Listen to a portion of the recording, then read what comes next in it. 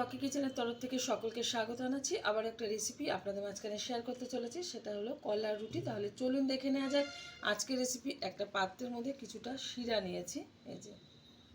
এখন এই শিরার মধ্যে এক এক উপকরণ দিয়ে আমি মিশিয়ে নেব আর ভালোভাবে মেখে নেব আটাটা। প্রথমে দিয়ে দিচ্ছি কুড়িয়ে রাখা 1 কাপ নারকেল, দিয়ে দিচ্ছি স্বাদ মতো লবণ, দিয়ে দেব কিছুটা গুঁড়ো দুধ, দিয়ে দিচ্ছি 1 বাটি আটা, দিয়ে দেব কিছুটা কলাগুলো ছুলে নিয়েছি। এবার সবগুলো উপকরণ একসাথে মেখে নেব ভালোভাবে।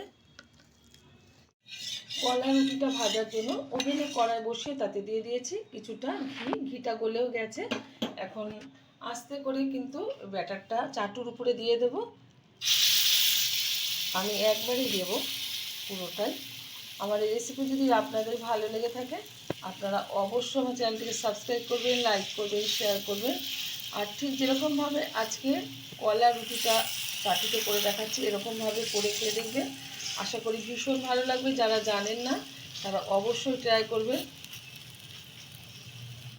রুটিটা কিন্তু অনেকটাই বড়, আর সেটা দেখানো হয়নি উল্টানোটা, যেহেতু ভেবেছিলাম ভেঙে যাবে সেই কারণে কিন্তু দেখাতে ভয় পাচ্ছিলাম।